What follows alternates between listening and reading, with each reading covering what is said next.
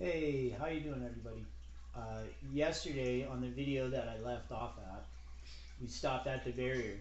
So now I'm going to redress that, and I'm going to redress what's in the myths and the religions, sort of on the progression of the sacred knowledge in our star system and how we kind of came to be, right?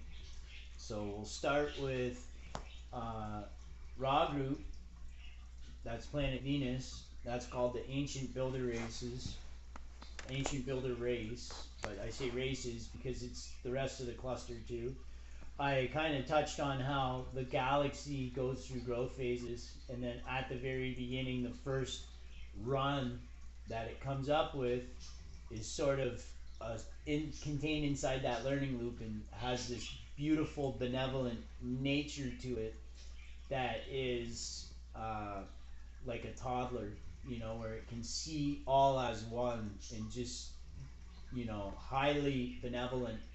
And what they end up doing with themselves and how they live allows them to access a portion of the creation and understanding that is huge. And the technologies they build are wondrous, and they kind of populate the galaxy as relics and are concentrated in our local star cluster because these beings were the first to come up into consciousness and awareness, and they were the first to see all as one. And then they went out and they met the neighbors, and then the neighbors and them all became friends, and they worked together to become these amazing beings that built out the galaxy and transcended this level of existence to higher planes of existence, but not just once, but several times, until they became these grand beings that we understand as the ancients or the archangels in the Christian lexicon of understanding. And that would be Ra or Vivaswan in some of the other traditions. Now, with this barrier, what they did was they encapsulated the local star cluster with a force field that nothing could get in and out of. And then that allowed for a natural progression of evolution from the beginning of the galaxy all the way up to that period. And then they evolve through natural processes to consciousness and awareness. They build technologies, and then they go out and explore, but they don't know the secrets of the cosmos. And they came to this system from Pleiades as colonists, and then they were contacted by the ancient race Ra group. And when Ra group contacted them, it caused an explosion of growth, and they went off on a tangent in the right direction, and built out the cluster. They were the Manus, they were a big deal, and they reached a pinnacle, a golden era, but they couldn't transcend their their level. Right? They were stuck, and they knew that there was going to be a disaster cycle coming that would eventually precipitate, their destruction if they couldn't become something larger, right? Something more permanent. And in their efforts to do this, it created a split because they're at that golden era where certain thoughts, certain feelings, weren't going to occur.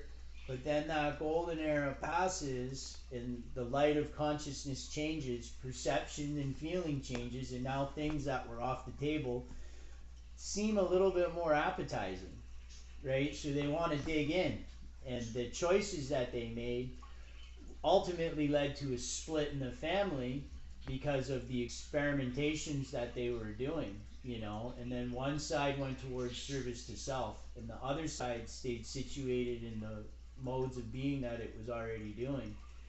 And as they sort of grew apart, they became in conflict with one another.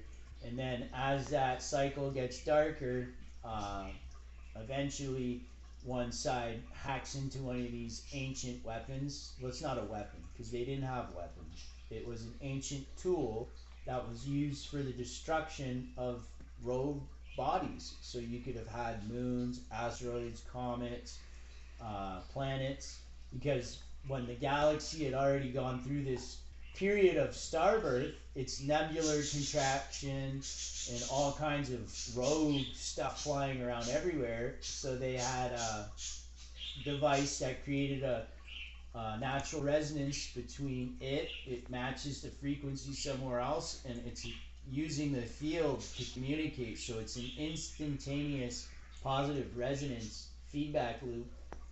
I guess it would be a negative resonance feedback loop, and it breaks it apart. So that's what happened. They broke apart the planet. That's now the asteroid belt. That was Phaeton, Electra, Tiamat, right? And then the moon, that's Mars, was called Marduk, and that was where those guys were living, right? And they did it so they could get the upper hand, but the act itself brought down the barrier, and then there was a bunch of, service to self races on the outside, one of which was Ebens. Now, Ebens don't possess a capacity for emotion or feelings so much, either way, negative or positive. They're highly analytical scientists that are, doing 100 million years of science to get into their dimension. But then in realizing what they had achieved, although it is grand, it's not permanent, right? There would become a point in which they would get annihilated by Creator. Their dimension would phase out of existence. So then they would be lost. So they want to maintain continuity.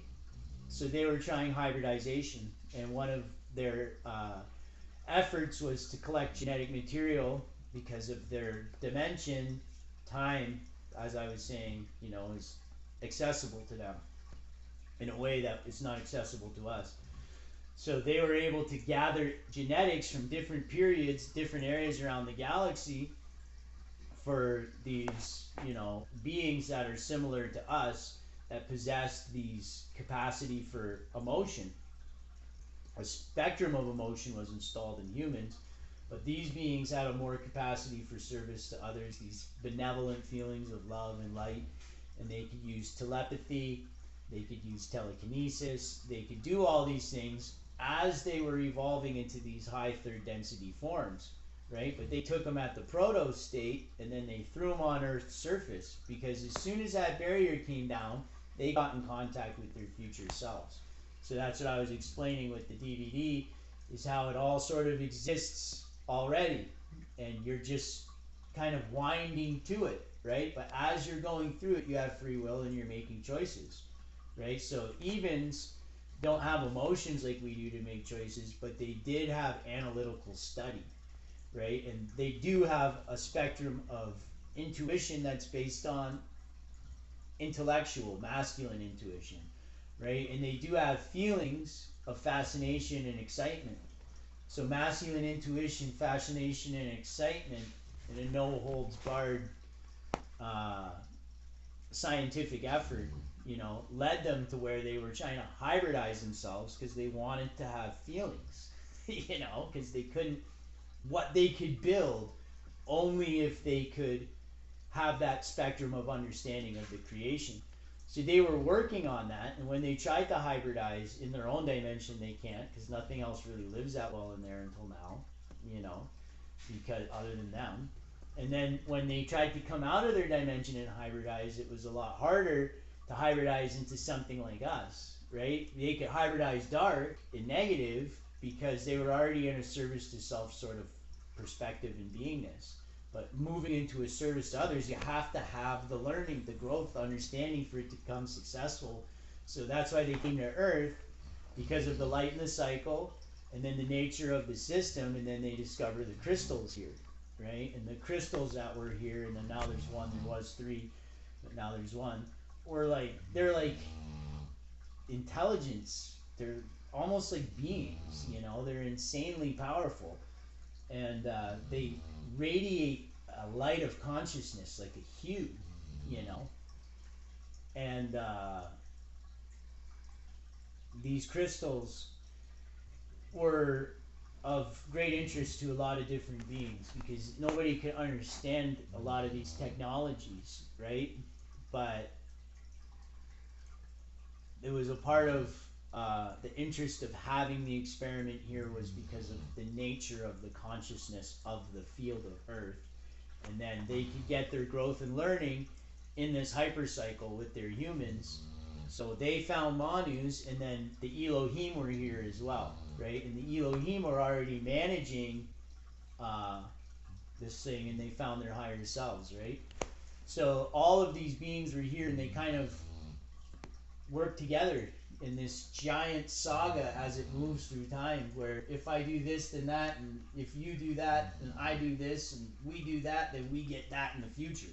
You know, it's kind of insane, but you see that that's revealed in the movies. So that's predictive programming, soft disclosure. That's why they have the movies, right? The television and the movies were designed for that purpose, not just for your entertainment, but to train your behavior and seed you with concepts, right? So it would be Interstellar and the Star Trek Discovery with Michael Burnham.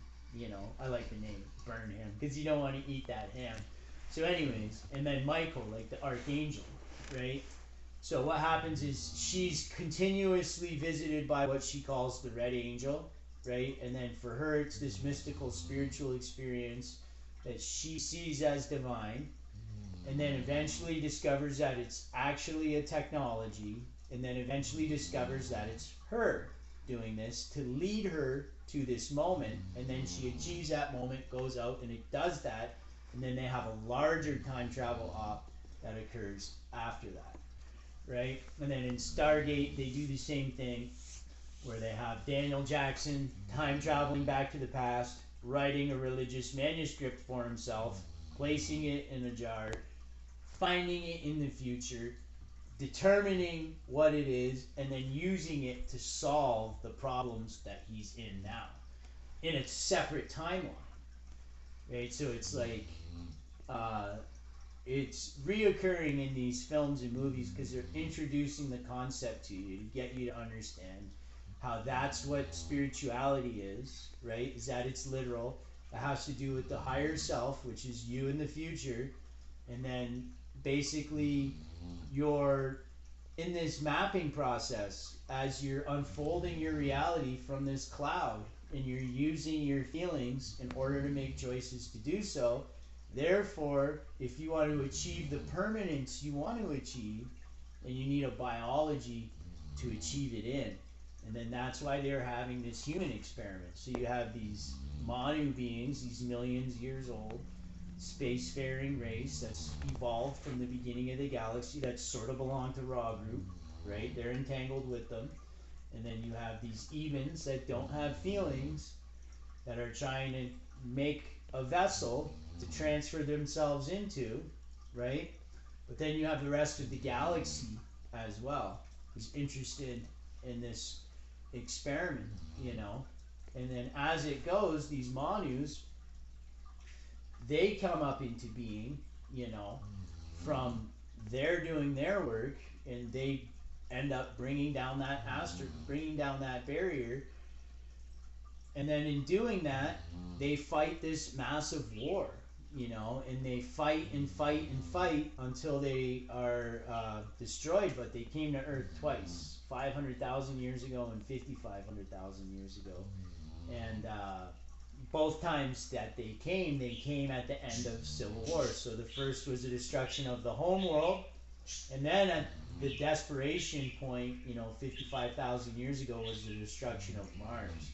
And there was a 400,000 year period where they, you know, fell, and they fought their way down until they became desperate enough to leave their homeworld and crash land into Earth's surface experiment.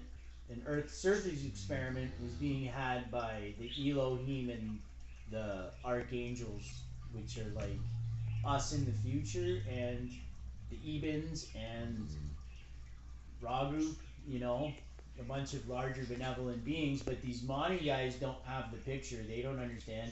They just know at this point in the cycle, these guys aren't going to interfere with us taking over their experiment. So they did. And that's where you see in Islam where they say that humanity was one humanity and then we were broken into variants. That's what occurred. And then the same thing is said in the Vedas that Manus came in here and they busted everybody into castes and they had demigods and gods and all that bullcrap. But that's bullcrap, right? That's these guys hoaxing you, but you get to be what you are. So you have the ability to choose the proper modalities to live the proper way and not fall for that, right? So that's what happened, you know. And then when they came and they break the variants, they organized the population around the world into their different experiments, you know. And then they had their different guys, right? So their different guys were in charge of their different piece, and then they had their humans, but then they had their ruling elites, right? And they had a breakaway level. So you could imagine there's a level of civilization that's like humans that knows they're working for these guys, right? And then there's a level of hybrids, and then there's the main effort, and then there's the experiment, and then there's the indigenous, right? And then whenever you wanted to royal up something different, you snatch a few indigenous, and then you GMO them into what you want. Like, and it's like a giant lab, and you're just hoaxing a civilization. And then they were doing that because they were creating the circumstances to insert their chosen one. So they had built a wonder weapon that was using this ancient crystal, and there was three, and then there was three shards of crystal in the Djedjed or Molamir, and it created a consciousness interface matrixy with the operator, the technologies, and then the crystal, which is like the whole earth, right? So it made this super being with the wonder weapon is what they were doing. That's what the experiment was. And he was supposed to lead their elite class to become these warriors, and then the rest of the planet was going to feed that, and we were going to be ready to fight these evil monsters for this, you know, final battle at the end times. That's kind of like where we're at now. But what happened was instead of him leading them, he opened the portal to the dark dimension and let the waveform through, which is an electromagnetic entity that operates perceptually in these higher dimensions where the soul exists, and it slaves people's minds, their consciousness, and then they end up working for it. So that's where you have these the jinn, right? And then Islam says they're like smoke because it's like an electromagnetic entity, you know, like a field, technological sort of natural thing that would slave people, right? And then that precipitated the collapse of their golden era, and then they went through a fall up to the time of Noah, and then you had the Watchers, right, the 200. So that's when these guys went out into the population and they took the bloodline of the Avatar, right, and they incarnated Narasimha, who is like their beast man, right, and then they were making abominations, genetically engineering, because like the light in the cycle becomes so dark that what everyone ends up doing is madness. And it's like there's a progression, a fall, because you reincarnate to it. You're in an information field that's learning, and if you do this, then that, it brings you up again. You know, it really does. It's like what it says in Islam. Allah will make you born and make you dead and make you again until you come to him, right? And that's what he's talking about, because he wants you to be good. It wants you to be good. So it keeps recycling, and the conditions get harder and harder and harder, right? So these Manu guys knew all this information and did this anyways because they had that soul, but they were being lied to. They were being hustled the whole time down, you know, for like millions of years they were getting played ultimately. So that's pretty sad. And then on their way down, what ends up happening is they copy what was done to them, right? So larger beings than them contacted them and, you know, hustled them into a golden era, right? Then they come to Earth. They find this experiment. There's these beings here, and then they promote one above everyone else, right? And they achieve this golden era, which is a hoax, and then it all falls apart, right? And then on the other side of the cycle, here we all are at our pinnacle. We know it's not a golden era, right? We know it's really bad. And then that's the consequences, that's the karma, that's the effect. So then you have the white people of Western Europe are these Manus, favored race, right? And then they get slaved by Romans, because that's what happened to the West, and their bloodlines got subjugated. They got bred into by Khazarians, and then the Khazarians are the Babylonians, and then the Babylonians are just the reptilians, right? So you have the reptilians entering this experiment that was created to fight them. They get control of it, and then they get the ancient being with the wonder weapon, right? And then that's what the religions are based on. That's what the myths are based on, and then they're showing it to you again in science fiction, and then all of the insiders are disclosing it, right? They're disclosing it, and they're telling you that there's a massive space infrastructure, that these reptilian beings held dominion over the earth, right? They did. They quasi do now, but they're on a leash. Okay? They can't be unleashed the way they'd like to be. And now it's up to us to recognize that this is what's going on, and we have to stand up to them, right? Not those evil beings, but they're humans. And then